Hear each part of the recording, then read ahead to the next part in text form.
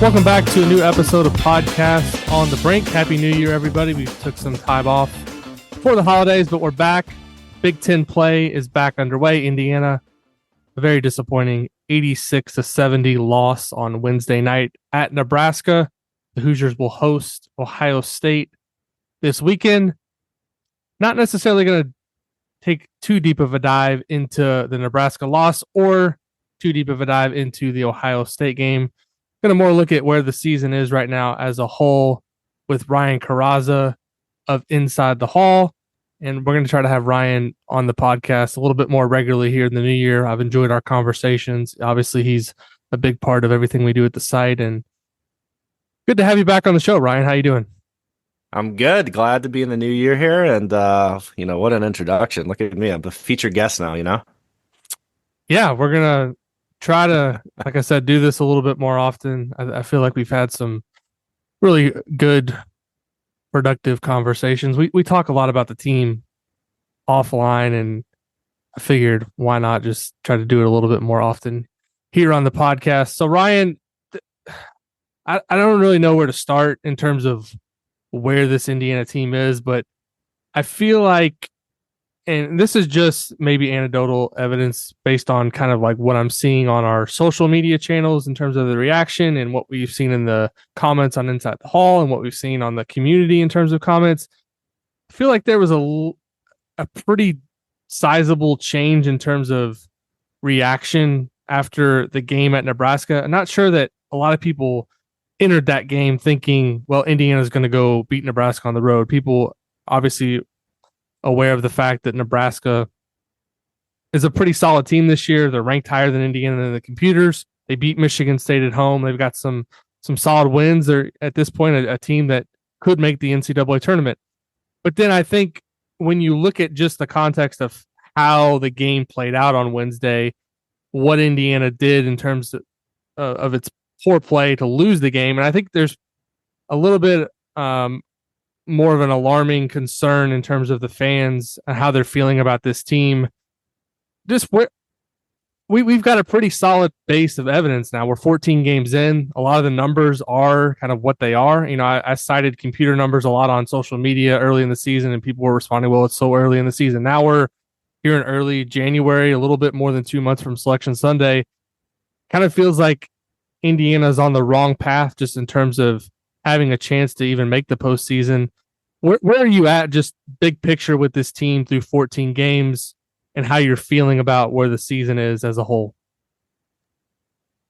So, yeah, it's kind of an interesting inflection point, I think, right now, because the underpinning of everything this season has been, okay, well, the record looks pretty good. Okay, they didn't get the wins against UConn. They didn't get the win against Auburn. They almost got that win against Kansas. The record itself wasn't catastrophic, especially when you look at some of these other teams like a Michigan that was under 500 heading into Big Ten play. Maryland has not had a good record. But the reality is, unlike last season where they really pounded some of the guarantee game opponents and set themselves up well for efficiency margins and things of that nature on Ken Pom and some of these other, Bart Torvik, et cetera, that didn't happen this season. So they didn't have anything really in terms of a resume to hang their hat on in the non-conference extended, because obviously there was 2 games in December, the Maryland-Michigan game. And within that, looking at their profile versus talent. And I think that's kind of where the disconnect is when you, in the narrative and kind of like looking at this team, is you see a 5-star wing in Mbako. You see a 5-star center-ish in Ware. You see a really talented big sophomore leap from Malik Renew, right? And you see these talented players, but it really hasn't converted to a team that plays efficient basketball. And over the course of a season, as the possessions keep stacking up and there's more possessions each game, and you keep getting the totality of everything combined, it's led to a place where maybe on paper you see the talent, but it just hasn't been backed up by performance, and that's kind of where things are at now. So when you say, okay, January 3rd, Nebraska, all right, it's on the road. We're not projected to win. Fans saying that, but Indiana's got the talent. They can go in and win this game. But the reality is, if you actually kind of looked a little bit deeper under the surface, this 16-point loss, there's less surprise than maybe some were feeling there should be about it. Yeah, it almost feels like people were expecting a turning point at some point this season, and I think they were holding on to the fact that they were competitive in the Kansas game and that they found a way to win all these close games. But then the fact that they've been just beaten when they lose, they're beaten so soundly that outside of the Kansas game, obviously, I mean, you look at UConn, Auburn, and Nebraska. Now, granted, those games weren't at home, and obviously Indiana's a different team at home. But I think that's one thing specifically that's dragging down the numbers in terms of where they're ranked is you got to at least for the net and efficiency margin in Ken Palm, you got to at least beat some of these lower level teams a little bit more convincingly, or it's going to drag your numbers down.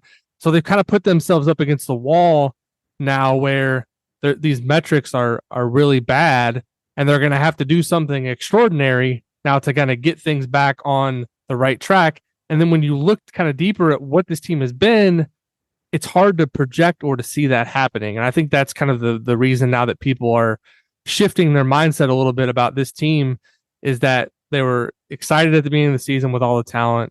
But I think when you kind of take a step back and look at how these pieces fit together, the fact that they don't really have shooting, the fact that Xavier Johnson was out for such a long period of time, and it really has not been the last two seasons when he's been healthy. He's not been anywhere close to the player that we saw in the 2022 NCAA tournament run or the games leading up to that where they beat Michigan and Illinois in the Big Ten tournament. That was maybe his best stretch of basketball in IU uniform. He's not been that. And so I think as many good things that the front court has done, Khalil Ware's been outstanding. Malik Renew, as you mentioned, has taken a step forward. Mackenzie Mbako has gotten, I think, better offensively, still really struggling defensively. But the fact that they're getting so little from their guard play, I think, is maybe something that can't be addressed this season. I mean, obviously Galloway and Johnson can play better, but the depth and the lack of shooting at that position, I just think makes it a really tall hill for this team to get over. And then also just kind of looking at some of the numbers I mentioned this to you before we started recording, just the point discrepancy. Obviously, Indiana's a really good 2-point shooting team, and they do a good job of generating points in the paint and getting to the foul line. But the discrepancy that they have to make up on a game-to-game basis on threes is just not sustainable over the long haul of a season. Yeah, all fair. I do feel like I push back a little bit. I do feel like of late, they've certainly been shooting the three better. That's happened because Mbako is really starting to come along, and I don't have the numbers right in front of me, but I know for the season now they're up to about 33% from three, which is pretty average, 166, but they were much lower than that before. So they've been shooting better from three. They hit 50% against Nebraska. I think against Moorhead as well, they hit about 50% from three. So they've been coming on there. And while this certainly hasn't been the best season for Xavier Johnson thus far, I do think, and I guess I should also caveat with, it's always up and down with him, and we've seen that throughout his career in Indiana. That said, I do think what he brings to the table is something they've been really missing in these seven games. And, I point out in film session, I've kind of been saying for the last day or so here as he's come back into the lineup against Nebraska, it's that north-south element and actually having a player that can create in the high ball screen. I know that he's far from perfect from it, but they have not had that at all. I mean, Galloway, they've been running sort of that dribble handoff at the elbow, which is kind of almost it's sort of the best he can do because he's more of a fullback running than he is kind of a read or fast twitch type guy. So that's sort of a faux way they've been doing it. And Gabe Cupps is not at a level where he's able to sort of read and react and drive it all. So having that dimension, I think, coupled with some better 3-point shooting, could be a silver lining to maybe playing a little bit better on that end of the floor. I mean, it remains to be seen. I don't know if that's going to become the dominant way that they play. Unlikely based on the history of Mike Woodson's team so far at Indiana, but at least having that dimension makes things easier on this team, because when you get doubled in the post and one of your outlets for that is another big in the paint, there's just so, and you got it back to the basket, just so much harder to make a pass, make a read. You got to kind of swing around the perimeter maybe, or throw a tough pass into the corner on the opposite side of the court. When you have, like the play I showed in film session, the second one, where they went small for a spell in the first half, Gabe Cupps at the 2, Walker at the 4. Walker sets a side ball screen for X. Renew is spaced to the perimeter. There's no one in the paint, and Walker rolled and basically walked into that basket. That was such an easy basket. Xavier Johnson as well hit Ware on a roll, and he got an easy 2 right in the paint. Those are the kind of looks that just free you up. They're way easier. You are on the advantage as the offensive team. You're not trying to go against this hyper defense that's throwing all of these people at you. You have created the advantage. You have made guys move, etc. And things are just easier because of that. And really this season, there hasn't been a lot of that. And again, I know last year, and Woodson actually cited this statistic, I don't know, it was Big Ten Media Day or before the season started, where they actually ran, I don't know, it was like in the low 50% for pick and roll last year. He says, well, everyone thought like we did so many post-ups, but we actually ran more pick and roll. That was Jalen Hood-Schifino, right? They really, really had a big steady diet of that last year. So they're not opposed to doing it. Obviously, Hood-Schifino was more of the mid-range master, and that's what got him to the next level. And I don't expect that out of Johnson, but I do think having that coupled with some better percentage from 3 at least gives them a little bit more of a chance, efficiency wise, in terms of like a shot diet than what has previously been seen so far this season. Yeah, I agree with a lot of what you're saying in terms of the upside and potential for the offense to get better. I think when I look at the profile, though, overall, I think the area where Indiana needs to get better and do so quickly is the defense. You look at Mike Woodson's first season in Bloomington, they were 24th in Ken Palm's adjusted defensive efficiency. Took a bit of a slide backwards last year, but still pretty good number at 45. Right now, they're 106th in the country in adjusted defensive efficiency on Ken Palm.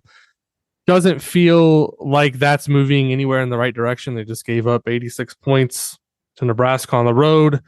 The previous game, Kennesaw State hit, I think, 17 3-pointers against them in Bloomington. The amount of points, that they're giving up from beyond the 3-point line, 11th worst in the country, according to Ken Palm.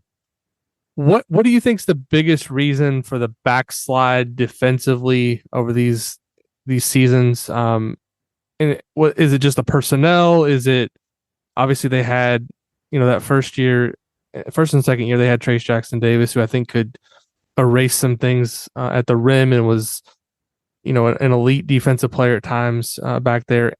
Don't necessarily have that. Ware this year obviously has blocked some shots, but not, I don't think, in the same category in terms of defender as Trace Jackson Davis. And Malik Renew has been, I think, below average in terms of a defensive player through his first 1.5 seasons. What are you seeing?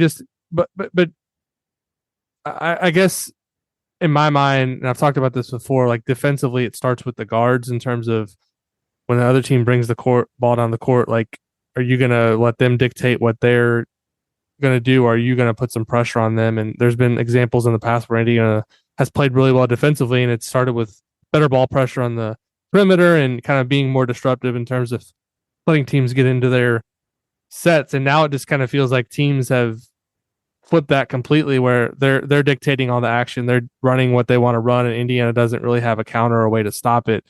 Is that do you agree with that? And what, if anything, can they do in the short term this season to get those numbers up and get things moving in a better direction defensively? So I do agree on the ball pressure stuff. I think back to that North Carolina game last season. I believe that was last season in Assembly Hall, and just the hawking ball pressure behind the crowd there. I mean, that was a really sensational defensive performance, and I think what fans sort of came to expect from Woodson when he came in is that, yeah, kind of all up the court ball pressure, and that has really not been there as much this year. Obviously, Cups has done what he can with that. I think not having Xavier Johnson in the lineup has also hurt that.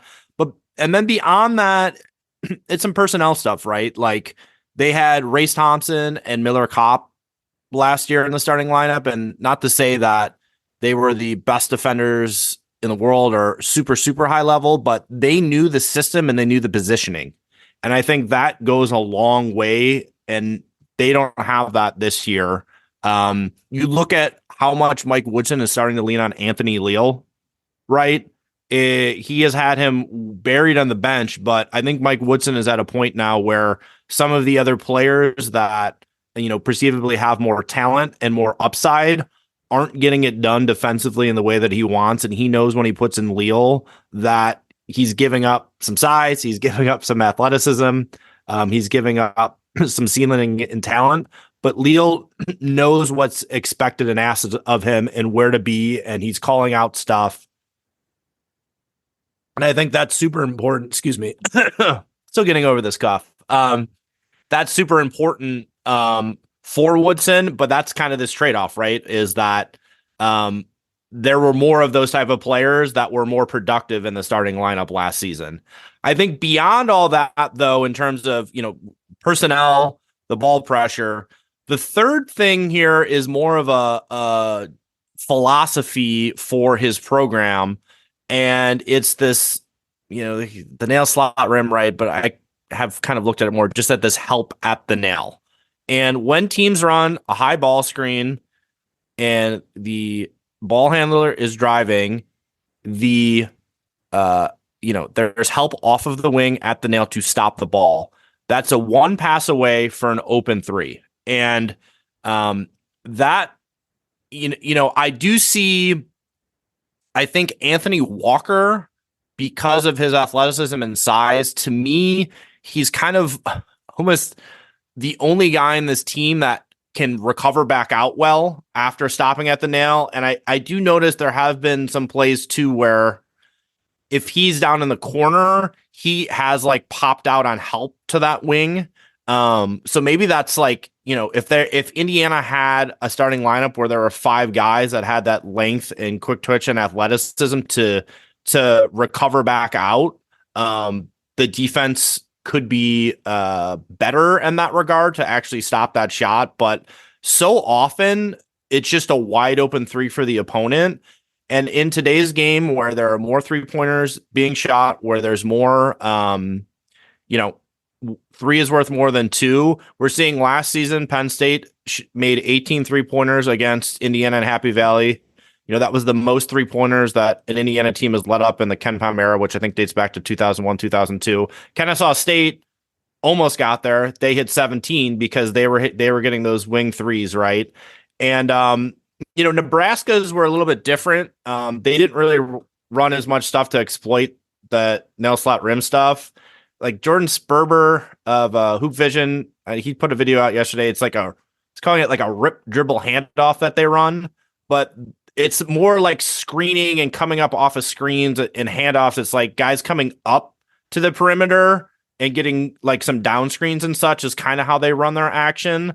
So it's less about, a drive and then a kick out for them in terms of how they get their looks. It's a little bit different. So I didn't see Nebraska as a team that was walking right into threes based off of Indiana's nail help, but they still got a lot up because they run action specifically to try to get a lot of threes. And honestly, in that game, Indiana did decent in the first half, and Nebraska also just kind of, if they have any daylight, they were shooting threes. So I don't look at their 3-point attempts so much as exploiting Indiana's defense, but the reality is they still shot a decent clip. And it did help them secure a victory. So I think the question that people would have after hearing you say all that and hear me say the numbers in terms of the 3-point shooting and what they're allowing and kind of this defense not really working against the 3-pointer is, and it's kind of a loaded question and maybe one that needs to be asked to Mike Woodson, although I don't know how uh, to delicately ask is why would is this just a situation where he's so married to the system and the way they want to do things defensively that he's unwilling to change? I feel like part of coaching on a season to season basis, particularly right now in college basketball, when you have the transfer portal and you have so much turnover on a year to year basis, is to try to mold the pieces together into a unit that's going to be able to win consistently based on kind of their strengths. And hearing you say that they only have really one guy that can recover well to shooters, and I agree with you. I mean, Anthony Walker, athleticism wise, he's I would say an above average athlete in terms of his length and the way he moves on the court. Some of the other guys that they have are not that, and so I just wonder. And I'm not asking you to specifically say like the Indiana should depart from the system. I just wonder if ultimately the inflexibility from Woodson in terms of continuing to run this system with this particular team. I'm not saying you couldn't do it with better athletes or kind of a roster more in line to run the system. I just feel like it's almost setting this team up in some ways for failure by continuing to try to do the same thing over and over if it's not getting better. It's one thing to like do this in early November and like try to work towards something and then ultimately figure it out. But we're 2 months into the season now, and they've given up 29 threes the last two games. I know you mentioned the Nebraska thing maybe not being a direct result of this, but the game before that, which was after an 8-day break, they gave up 17 threes to Kennesaw State. So we have some evidence now that what's not working, that this is not working. It's just kind of, I don't want to say perplexing, but just I feel like part of coaching in a season is, and you see this in all different sports, is like you put your team in the best position to succeed. And I just wonder sometimes right now if Indiana is doing that defensively. Is that fair in your mind, like in terms of just the way to think about this? Totally fair. And that's sort of the grand question. And I don't know if it's the mystery of the Mike Woodson era, but it's sort of like the defining question, the defining narrative, the defining like sort of biggest piece of the puzzle with him is that it does seem like there is a kind of a stubbornness to the way that he goes about everything. And ultimately, you look at it and you are right where it's okay. Does it seems like he has a system, but he doesn't have players that necessarily thrive in that defensive system. But his philosophy is nail slot rim is what we do. We're never going away from it. I mean, he basically almost said that verbatim in a press conference last year after it was kind of, there were some tougher questions about it. Right. And so that's what he believes. That's how it's going to be guarded. And some coaches are like that. They have a system. They're not going to deviate from them. Some get a collection of players and say, as to your point, all right, how can this group best succeed? What are some of the tweaks that we need to make? How does everything fit together best? And we're going to play this way. And that's not, to me, what it looks like Mike Woodson has done, at least defensively, is that he believes in sort of this one help away on ball screen stuff. And I don't think this season it has been a successful way to go about things, but it compounds itself when you start to think about things like, modern offensive efficiency, which is threes worth more than two. Threes are going up at a high level. And so it makes things even harder for you to win basketball games when that's what you're giving up. Right. So that's kind of the core issue in terms of sticking to this defensive philosophy. And hey, look, the offseason may come, they may hit the portal, and all of a sudden there's better personnel to run the system. And then for going forward in Mike Winston's tenure. This was just the first couple of year thing when he was trying to figure it out. But this kind of also makes me think about the team the first couple of years and sort of the strategy in terms of recruiting. And I think, I'll stand here and say I think Mike Woodson has done and the staff has done a great job recruiting. They have gotten some really high level talent. The ability for Mike Woodson to get Trace Jackson Davis to come back to this team and to perform at the level he did should be applauded. There's no doubt about that. I mean, he had a 1.5 feet out the door, and he became an excellent player. He's playing well for the Warriors right now. That's a great success story. Jalen Hood-Schifino was not expected to go pro after his freshman year. So there's been a lot of success in that regard. But when you think about some of the players that have landed, you think about Mackenzie Mbako, who decommitted from Duke, and his mom got a hold of Woodson, and that's how they got him into the team, right? Ware was not a player that was on the team. He decommits from Oregon. Malik Renew is another guy that was a late decommit. Tamar Bates was another decommit. So, and not to say that they maybe didn't have eyes on these guys to begin with, but to me, it's like top talent sort of popping up in sort of a smash and grab for it. Then it's what is the system I'm running? What is the type of player that I need to do that? And also conversely on that, when he was hired and when, his initial press conference, 4 out, 1 in, the 3 ball has changed the game.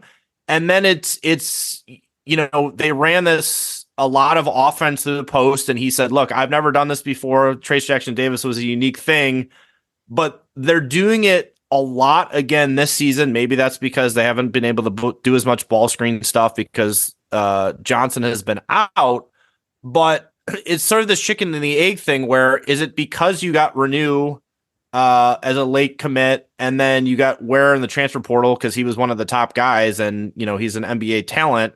Is that why you're going post heavy again? Or is this actually the offense you want to run? So it's kind of hard to know because I feel like who they brought in doesn't seem to really mesh with some of the early talk about the type of playing they wanted to do and the type of offense he potentially wanted to run. And that's why, again, it's 2.5 years in really. And there's still, more carpet out there to sort of figure out where things will go. And maybe in time, some of this stuff resolves itself. But yeah, there is kind of, to swing all the way back around here to the beginning of this sort of like existential question of what is ultimately like the Mike Woodson era in terms of like philosophy versus recruiting versus talent, and how his teams ultimately are going to play going forward. Yeah, it's been really interesting for me to watch kind of how they've played in terms of style of play, but and compare it to like what he said when he was brought in, because you as you mentioned, it was kind of talk about this 4 out, 1 in offense. We've not seen that. The fact that he came from the NBA and was the coach of some of these Knicks teams that were really, they took a lot of 3-pointers. That the style of play was obviously not as, he had a big guy, I think in New York, that would take some 3-pointers. I mean, he's kind of famously cited with getting, Steve Novak a contract there in New York because of the amount of 3-pointers that they took and made.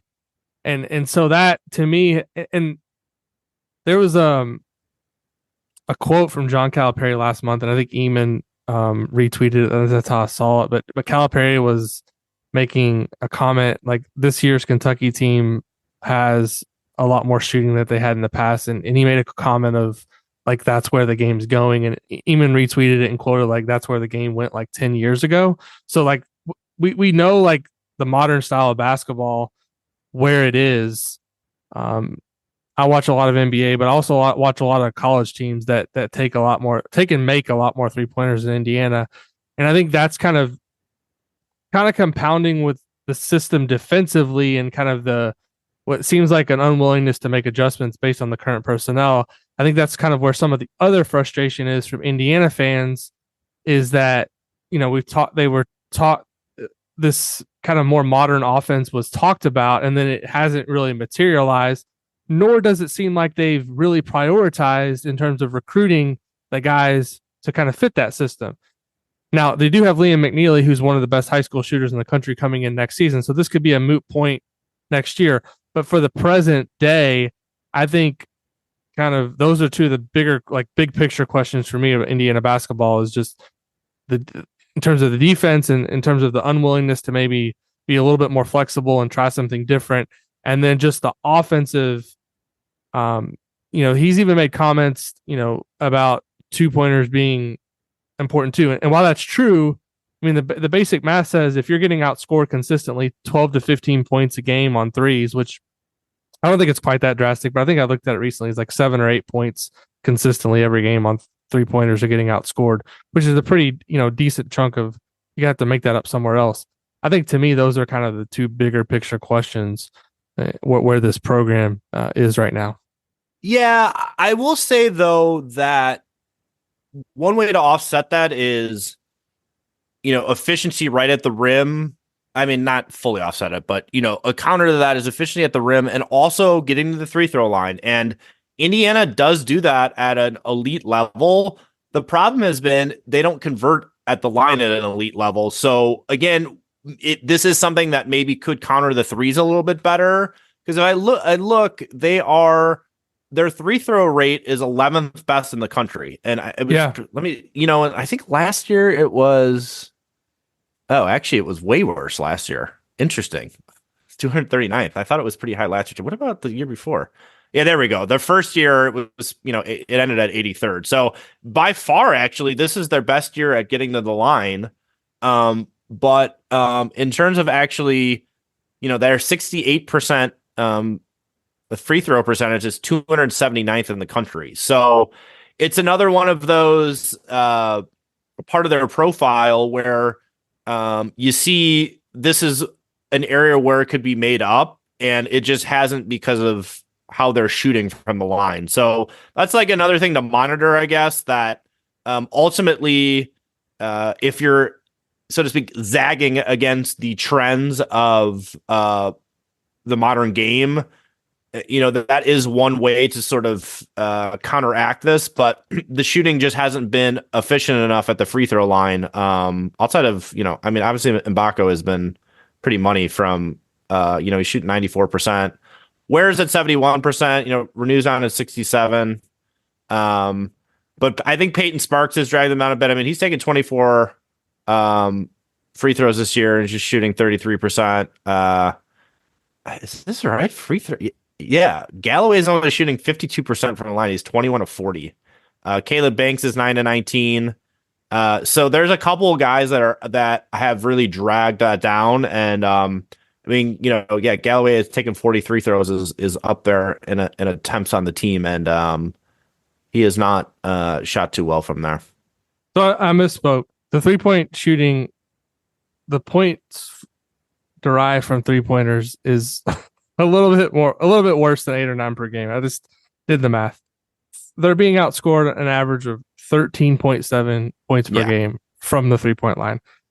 Okay, and the free throw rate is great, but looking at the point differential from the free throw line, it's an average of 4 points. So yeah, the other thing I would say is, and we've talked about this before, is the amount of long twos that they take. You look at like a lot of shot charts from the NBA and other teams like Alabama, for example, like kind of what NATO's tried to do. Maybe it was the last season where I saw like a shot chart that was ridiculous looking. It was basically like everything at the rim or a three.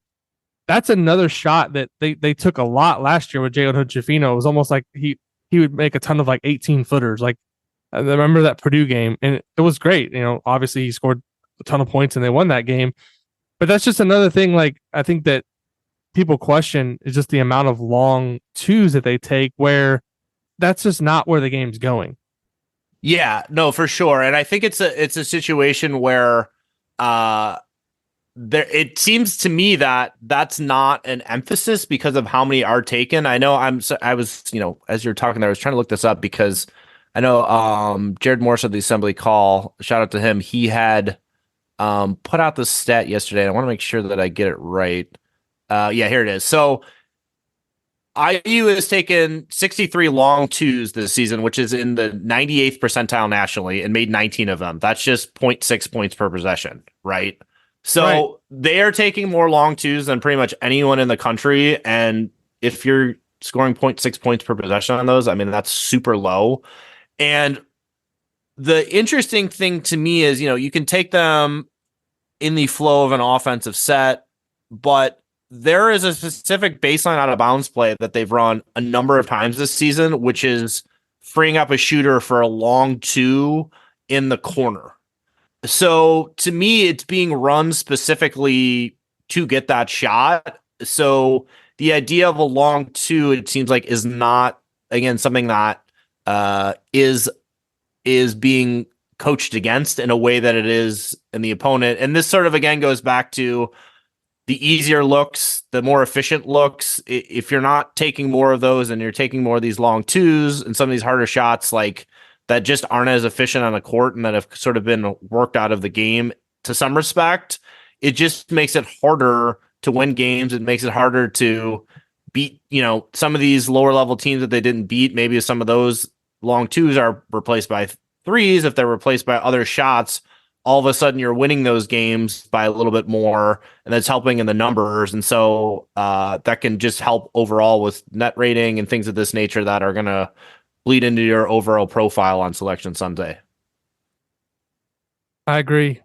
Ryan, it's been good to take a bit of a deeper dive and a bigger picture look at where the season is. I thought it was appropriate just where we are on the calendar. Obviously, as the season moves along and we get more into the meat of the Big Ten schedule, we'll talk more in depth about specific games or opponents. But I think right now it kind of captured our discussion where a lot of Indiana fans are in terms of just their mindset and thinking about this program. I think there's a lot of questions. I do still think there's a lot of intrigue with this season, just in terms of see where things go, because they're still 10-4.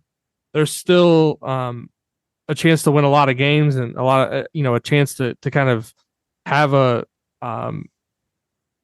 solid Big Ten season and just see where it takes Indiana. But right now, I also just feel like we're kind of at a crossroads just in terms of where things are going to go. And that also makes it pretty interesting. Yeah. And just to kind of hammer that home, last season, there was a 3-game losing streak in January, and it was the sky is falling, right? And they turned it around. And in Mike Wooden's first 2 seasons, they've played well at the end of the season. Big Ten tournament, kind of going in the end of the year. So yes, you're right. There's still a lot of runway left, and based on some trends so far in the first couple of years, there's certainly plenty of time and plenty of opportunity to right the ship a bit. Thanks, everybody, as always, for listening to the show. As I said, we're going to try to do this more often with Ryan. Took a little bit of a break, obviously, for the holidays, but trying to get back into the regular swing of things here with the show. Always enjoy the conversations. If you ever have feedback on the show, feel free to send us an email or suggest them for a guest. I'd be more than happy to try to get somebody on if there's interest in doing that. And as always, please leave us a rating or review on Apple Podcasts, a rating on Spotify, and we'll be back soon with another episode of Podcast on the Break.